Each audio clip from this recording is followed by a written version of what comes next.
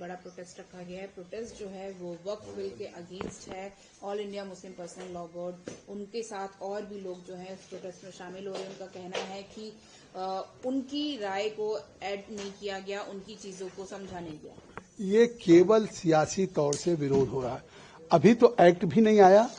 हमने अपनी report 428 page की दी है। उसके आधार पे सरकार उसको अप्रूव करके सरकार उस पर अमेंडेड जो 44 संशोधन पहले थे, अब उसको जो हमने हमारी रिपोर्ट पे हमने 14 अमेंडमेंट्स किया, उसके आधार पे एक अमेंडेड बिल आएगा। उस बिल को पास होने के बाद इनको कोई बात कहनी चाहिए। इसका मतलब है कि बिल अभी आया भी नहीं, कानून बना भी नहीं। किस सवाल पे आज जंतर मंतर पे all India Muslim personal law board हो, जमायत उलमा हिंद हो या ओवैसी की पार्टी AIMM हो या विपक्ष की पार्टियों को नेताओं को बुलाया जा रहा है। ये केवल सियासी तकरार है। लोगों के मन में गुमराह किया जा रहा है। सरकार के प्रति केवल एक विरोध करने के लिए कहा जा रहा है। अन्यथा ये कानून जो सरकार लेकर के आई थी और JPC को सुपुर्द हुआ था, वो एक बेहतरी के लिए।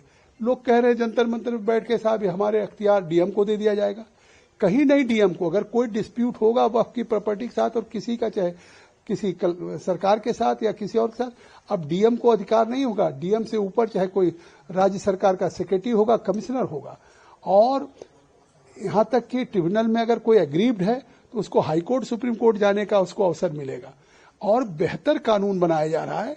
इसके बाद भी मुझे तो आश्चर्य है कि किसी एक सवाल को तो बता दें कि इस हमारी रिपोर्ट में उनके हितों पे कुठाराघात होगा या हमने ऐसा कोई प्राविधान किया है जिस पे वो सवाल उठा करके देश को गुमराह कर रहे हैं कि साहब मस्जिद और खानका कब्रिस्तान ये चली जाएंगी।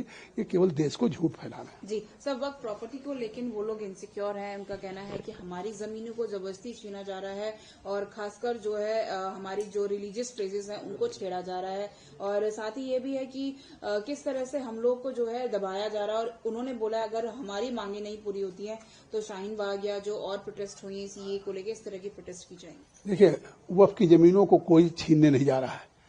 वक्फ की जमीन को तो अगर कहीं खुर्द-बुर्द किया जा रहा है, बेचा जा रहा है तो उनके मुतवल्लियों के द्वारा। क्या कहीं सरकार ने वक्फ की जमीन को बेचा है? किसी हिंदू ने बेचा है? अगर कहीं भी कोई खुर्द-बुर्द हो रहा है, कोई अगर उसको डिस्पोज किया जा रहा है तो वही मुतवल्ली, वही केयरटेकर, वही वक्फ बोर्ड से जुड़े हुए लोग हैं। आज ये अगर अमेंडमेंट आ रहा है तो इस बेहतरी के लिए आ रहा है कि अब वक्फ की प्रॉपर्टी को कोई बेच नहीं पाएगा। वो रजिस्टर्ड होगी, वामसी पोर्टल पे होगा। उसका लाभ गरीब, पसमानदा बच्चों, अनाथ, विधवाओं को मिले। और ये कहना कि अगर ये कानून पास हो गया तो शाहीन बाग बना देंगे, इस तरह की धमकियां तो पहले भी आई। जब आर्टिकल 370 35A हो रहा था तो ऐसी धमकियां आ रही थी कि जम्मू कश्मीर में खून की नदियां बह जाएंगी। लेकिन आज दुनिया का सबसे फेवरेट डेस्टिनेशन हो गया जब गृह मंत्री जी लेकर के सदन में आए थे और पास हुआ मोदी जी के नेतृत्व में। आपने देखा कि 3 तलाक था, उस समय भी इसी तरह जंतर मंतर पे विरोध हो रहा था। यही लोग थे। और आज अल्पसंख्यक महिलाएं आज उसका किस तरीके से सिक्योर हुई हैं। तो जिस तरह से महिलाओं के उनकी जिंदगी को, हक हकूक को सिक्योर किया गया, अब वक्फ की प्रॉपर्टी को भी सिक्योर करेगी सरकार।